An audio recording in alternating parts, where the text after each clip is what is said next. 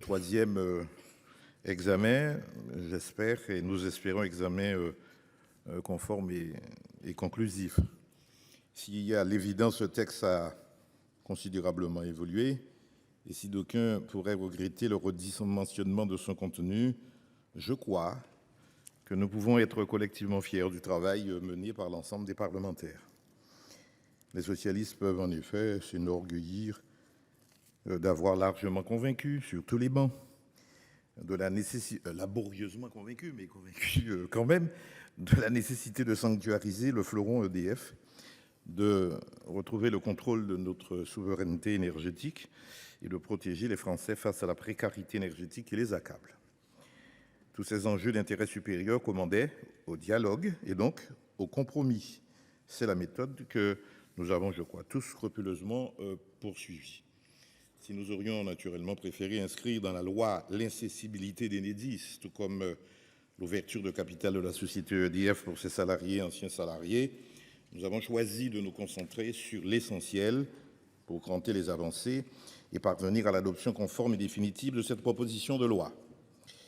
Première de ces avancées, la consécration de la détention à 100% publique du capital d'EDF, ainsi que le maintien de la notion de société d'intérêt national que nous avions inscrite en première lecture, sans avoir pour objectif de figer définitivement la structure capitalistique d'EDF.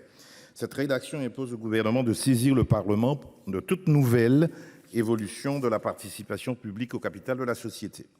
Comme le démontrent d'ores et déjà les auditions menées par la commission d'enquête du Sénat sur l'électricité, conduite par nos deux collègues Franck Montager et Vincent Delahaye, le réarmement du service public de l'électricité est devenu une urgence du temps présent et un impératif pour notre avenir. C'est la raison pour laquelle, au-delà de cette PPL, nous redemandons au gouvernement de définir une stratégie claire pour l'avenir énergétique du pays et de présenter pour ce faire et dans les meilleurs délais la loi de programmation énergie-climat, maintes fois annoncée et maintes fois reportée. Seconde avancée majeure de ce texte, l'élargissement des tarifs réglementés de l'électricité, sans condition de puissance souscrite par l'ensemble des très petites entreprises et des collectivités, dont le budget s'élève à moins de 2 millions d'euros et comptant moins de 10 équivalents temps plein. Face à la volatilité des prix de l'énergie, cette mesure est avant tout un bouclier vital des millions d'artisans, de commerçants, de restaurateurs et n'oublions pas les agriculteurs. Pour conclure, j'aimerais rendre hommage à toutes celles et à tous ceux qui, à l'Assemblée ou au Sénat, auront permis de nous rassembler autour de choix stratégiques pour la souveraineté et l'indépendance de notre pays et pour protéger nos concitoyens de la flambée inflationniste des prix de l'électricité. La discussion de ce texte ne tranchera jamais le débat politique et philosophique qui peut nous opposer ça et là dans cet hémicycle sur cette question, mais aura la vertu de transcender les antagonismes pour faire émerger les convergences et s'accorder in fine sur l'essentiel.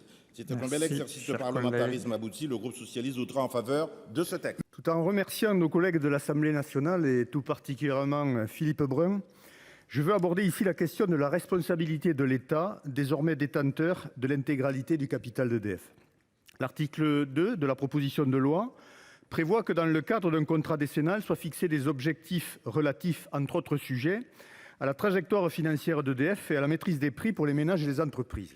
EDF, on le sait, doit faire face à un mur d'investissement pour prolonger la durée de vie de ses réacteurs en service, pour mettre en œuvre le programme de 14 PRA2, pour investir dans l'hydraulique, pour adapter le cycle du combustible, pour financer l'adaptation des réseaux de transport et de distribution, les solutions de flexibilité, etc. Monsieur le ministre, les coûts d'emprunt des sommes nécessaires, même étalés dans le temps, auront un impact très fort dans la durée sur les coûts de production et donc sur les prix de l'électricité payés par l'ensemble des consommateurs, des ménages aux grosses entreprises, en passant par les collectivités locales, les artisans, les PME et autres ETI.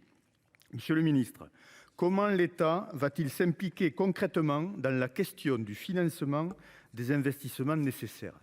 Plus précisément, comment l'État entend-il se mobiliser pour que dans l'intérêt national, le coût financier des emprunts contractés par EDF, le coût moyen pondéré du capital, soit le plus faible possible. Pour notre part, nous considérons que sans implication forte de l'État sur ce poste de coût, le prix à payer sera très lourd pour les Français. De surcroît, la réforme annoncée de la structure du marché européen peu claire à ce stade, ne sera d'aucun secours sur ce point. La question est donc financière et exclusivement financière. Elle conditionne pour une part importante la compétitivité du parc de production national. Une implication sans faille de l'État est indispensable sous forme de garantie aux besoins. Enfin, qu'en est-il dans les discussions actuelles avec EDF du souhait de votre gouvernement, monsieur le ministre, de prélever des dividendes pour contribuer au redressement des comptes publics? Croyez-vous que ce soit le moment de taxer ces ressources en capital, alors qu'il faudrait plutôt que l'État se garantisse de leur emploi dans le financement des lourds programmes d'investissement à venir? Quelle est votre position?